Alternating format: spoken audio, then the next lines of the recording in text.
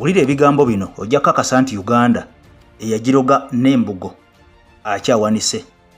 Eddwaliro liri Uganda, emirambo gye gisula n'abantu ababeera bazze okubeera nga bajjanjabwa, katugambe nti abalwadde nga basula n'emirambo, munnange nga tewaliiwo njawulo nti ono afudde mu mujeewo, ono akyali mulamu, wabula ng'afa asigalaawo.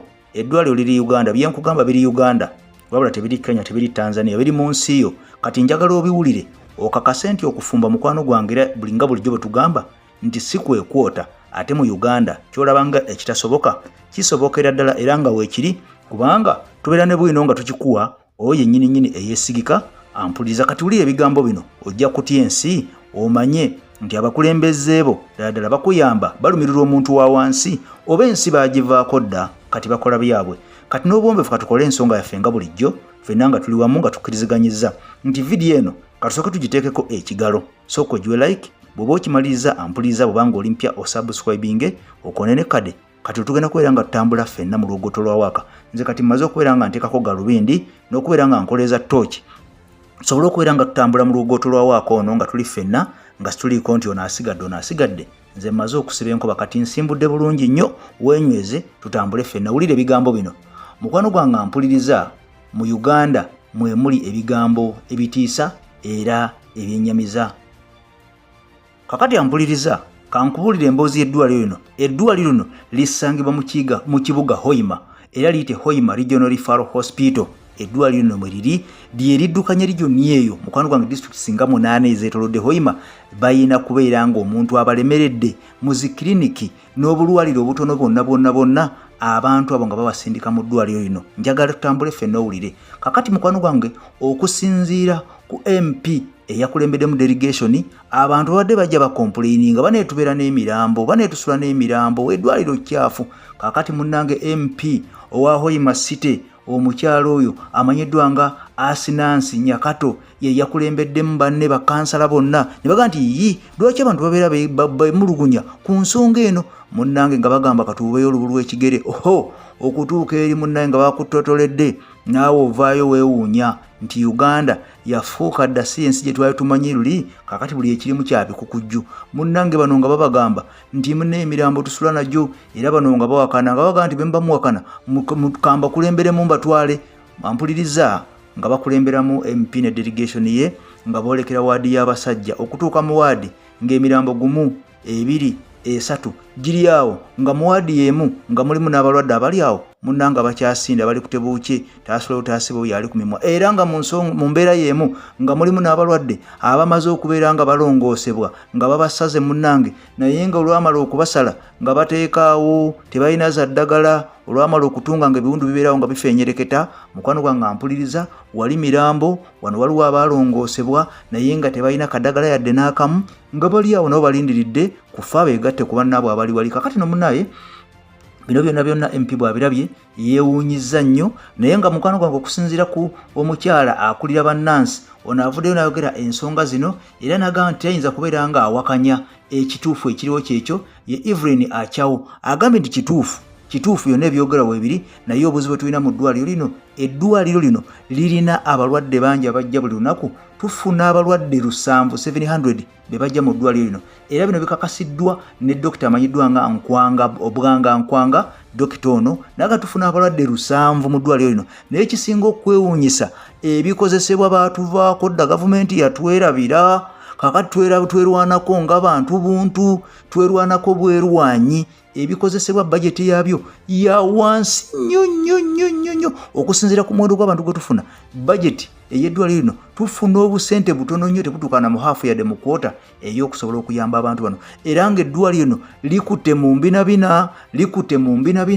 Abasawo abali mu kigambibwa nti waliyo ba intaani okusangayo dokita mukwano gwange ampuliriza oba osiitaanye obeera osiitanye. Era kati abalwadde bavuddeyo ne bakakasa nti bano bw'otuuka mu ddwaliro wali okufuna akatanda olina okusasulayo wakati w'emitwalo 15 ku mitwalo 2 ezo za kitanda. Oba oyagala oba toyagala, bw'oba tozirina ampulizo oli wakusula ku ttaka, omulwadde olina kumuteekawo ku ttaka ku seminti bwe bagenda okumujjanjabira. Emitwalo 15 oba 2 ze zisooka za kitanda. bw'abanga ali lubuto ng'omuleesa agenda kuzaala ono asasula akati w'Emitwalo 2 n'Emitwalo 5 okufuna akatanda akazaalirwako.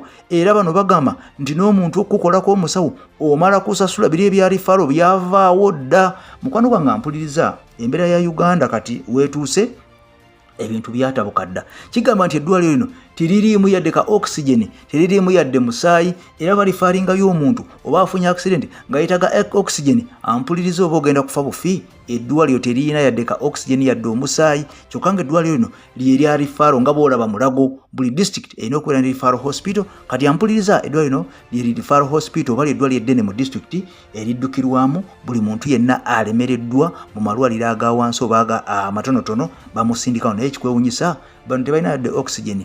Kitegeeza ne ambulance teziriimu oxygen, zo weeziri oba teziriiwo. Bwe ziba weeziri amafuta mwegali. Ebyo byonna mukwano gwange mpuliriza bye bisinga okubeera nga bikwewunyisa mu ggwanga Uganda. Obeera olyawo nga baga nti omusajja bamuwadde obukadde 305 buli lunaku agenda kwambalanga essuuti ndala. Obeera okyalyawo nga baga nti leaders of opposition mu parliament bamuwadde obuwumbi 3 video nagikoledde eggulu. Oba okyali kwebyo nga bagamba nti vice speaker oba deputy speaker afunye obuwumbi 11 bumuyambeko munne mu kutambuza emirimu gye. Obuwumbi naye nga weewuunya eddwaliro kati nga lino mazima ddala erya rifaro hospital eri Hoima eritalina yadde bitanda bimala, eritalina yadde oxygen, temuli yadde musaayi. Baliwa sente mmeka okubeera nga liddukanyizibwa nga libeerawo? Kubanga aliwo ebintu bimu tuyinza okutunula netugaa nti bana ensi yaffe oba si yaffe.